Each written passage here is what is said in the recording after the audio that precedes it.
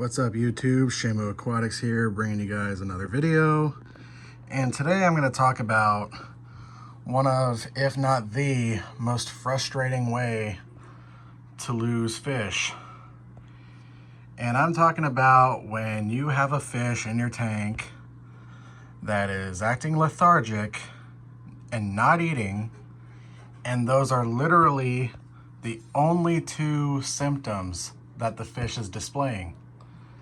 Now, nobody in here is acting like that. Everybody here is acting perfectly fine, so I don't really have anything to show you based on that. But as you guys know, if you've been following my community posts that I post on here, a couple weeks ago, I did end up losing one of my large roseline sharks, aka denison barbs.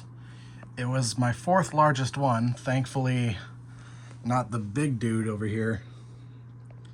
But like I said, it was just acting lethargic and not eating, and that's it. No visible signs of any disease or parasites or any of that stuff. It was a good 5.5 inches long. Still not my biggest one. But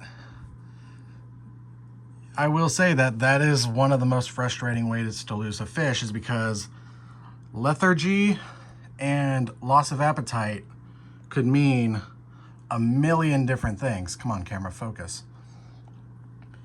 And I'm not the type of person where if I notice a fish acting lethargic and not eating, I'm not just going to throw it into a small little tank and then start throwing 10 million different medications at it. Because in my experience, and also from what I've seen, that often just tends to speed up the death process for them. All that added stress, it only just kills them quicker. It almost never works. But now normally in those situations I would not test the water, but I did it anyway, just to show people, like, look, here's my water parameters, they're good. But I know what ammonia and nitrite poisoning look like, and that wasn't it. Like, even though this fish's breathing did look a little bit labored, pretty much fish almost always do that when they're dying from pretty much anything. And so I knew that wasn't ammonia and nitrite poisoning, because if it was ammonia or nitrite poisoning, it would have been very fast and rapid breathing, and it also would have affected more than just one fish. So yeah, when I tested the water, of course, as I expected, 0 ammonia, 0 nitrite. Nitrates were at a healthy level, so it had nothing to do with the water, and everybody else in here is fine. So my theories as to why these things just sometimes happen out of nowhere is the fact that when I did buy that roseline about 1.5 years ago, he was already at pretty much adult size. So my first theory is old age. When you buy a fish that is already pretty much full grown or adult sized, you don't know how old that fish is unless you buy it from a private person and they tell you how old that fish is, but how do you know that that person is telling you the truth? So if you're buying an adult fish, you really shouldn't be surprised if it dies on you within 1 year or so. I've had that happen to me multiple times, and I still haven't learned my lesson. I've still bought plenty of fish that were already adult sized. But I do have hope that, like, my redtail shark over here is still fairly young. These fish grow to about 6 inches. This one's still about 5 inches. And the previous owner said he's about 1 year old. I believe it. It is possible for a redtail shark to go from small size to 5 inches in about 1 year, and then it takes them about 2 years to get up to 6 inches. But when I first set up this 240 gallon, I did have people reaching out to me wanting to give away their roseline sharks, aka denison barbs. So earlier this year, I picked up some roselines, and then after that I picked up 5 more roselines that that some guy wanted to give away. and they were huge. And that group of roselines included this big 6.5 incher that I have here. And the previous owner said that they're only a year old. I'm not sure if I exactly believe that this big 6.5 inch roseline and his 4 buddies that are not much smaller than him, I have a hard time believing that they're only a year old. There's no way that this big 6.5 inch roseline got that big in only a year. I just don't believe it. Now, if this guy were to die on me within a year, I'll be pretty upset, but I won't be shocked. Like, if the previous owner of this fish is watching this, I'm sorry that I don't believe you, but I really have my doubts that this fish is only a year old. There's just no way, because I have other roselines that are a year old that I bought when they were like 2 inches long. I think this might be one of them. I don't know. They all look the same, but like this one here, or one of these guys, like a lot of them are around 4.5 inches, and I bought them a year and a half ago when they were 2 inches, and they're only 4.5 inches now. And that's how big they are after a year and a half.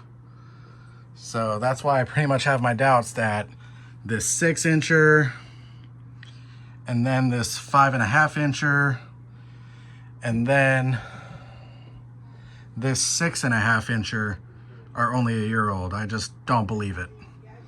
But hopefully the previous owner wasn't lying and that I actually do get a lot of life left out of these fish. Now on to the next theory. My other theory is the fact that maybe that fish swallowed something that it should not have. As you can see, these guys do like to dig into the substrate, and then they spit out pebbles and all that, as you guys just saw this one do. I see them digging into the gravel all the time, and I would always see them like spit out 1 or 2 or 3 rocks. So maybe that roseline was digging in the gravel and got some rocks stuck in his mouth and failed to spit them out. That's a possibility. But what am I going to do? Am I going to just have a bare bottom tank and have no substrate? I absolutely do not want to play with sand or dirt or any of that stuff where if you move one plant, you just completely murk the whole tank, or possibly have that stuff get sucked into the filters and damage the filters. So gravel and sand, dirt and sand are a no-go for me. Just gotta let Darwinism do its job if they want to be stupid. Like, hey, you guys digging in the gravel back there? You better spit that out if you got any gravel in your mouth. Damn, he's gorgeous though. God damn. And then my final point. Fish can get things that you cannot see without doing a necropsy, which I will never do, by the way. That involves cutting the fish open and looking at its insides to see what's going on. I'll never do that. Disgusting. That's gross. And then also, there's also, they don't get the hint that if they hear me talking to a camera or whatever, that means do not knock on the door. But anyway, I already got this far into the video, so I'm not going to start over when I get interrupted. But anyway, yeah, there's things you can't see in a fish without doing a necropsy or without using a microscope. And obviously I don't have a microscope and I'm not going to spend money on one. But I've read that fish can get things like cancer, basic organ failure. Lots of times it's caused by poor genetics. Fish are not always going to live to their full potential lifespan. Like, just like people, we have people who live to be 90, and then we have people that only live into their late 40s, early 50s, maybe 60. It happens. Poor genetics, poor health or whatever. Like, that kind of stuff happens. I was really surprised to hear that fish can get cancer. But then again, I'm not surprised when I think about it, because they do live in artificial environments. We feed them processed foods, and they have plastic in their environment. And if you guys don't know, plastic does cause cancer. Yeah. Those are my 3 theories as to why that roseline died. So instead of 25 roseline sharks, aka denison barbs, I have 24 in here now, including the golden ones. Now when I go to Poor Genetics, I also wouldn't be surprised if these golden roselines end up dying at a young age. These guys are so badly inbred.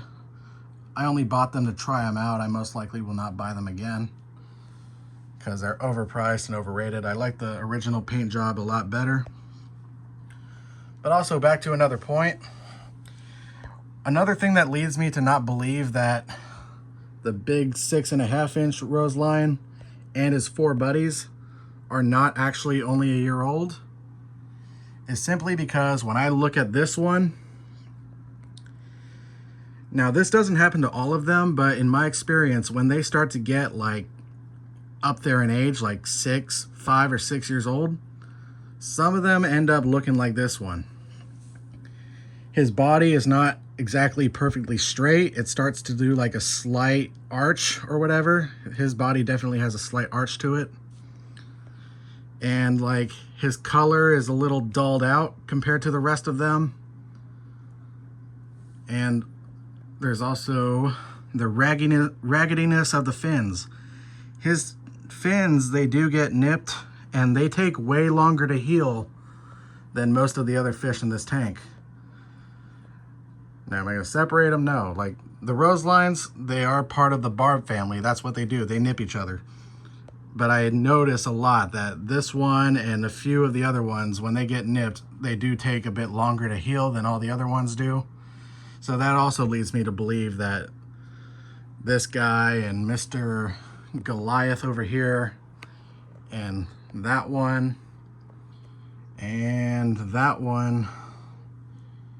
are quite up there in age and not actually only a year old like the previous owner said they were. But yeah. Anyway, those are my 3 theories as to why that fish died on me, but like I said, what can you do? It's part of the hobby, and it sucks, but that's pretty much how it is. And I will go on to say that when a fish just suddenly stops eating and acts lethargic, and it could mean a million different things, and you don't know why its health is failing, I will honestly say that losing a fish that way is more frustrating than having something catastrophic happen or having a disease outbreak. Because at least at that point, you pretty much know what's going on. With lethargy and loss of appetite, it could just mean 10 million different things and you have no idea why. Even worse is when multiple fish start having those symptoms and they start dying off from that. But yeah. Anyway, that's going to be all for today's video, so don't forget to like, comment, and subscribe, and I'll see you guys in the next video. Maybe I'll stick around for another couple minutes for some close-up shots.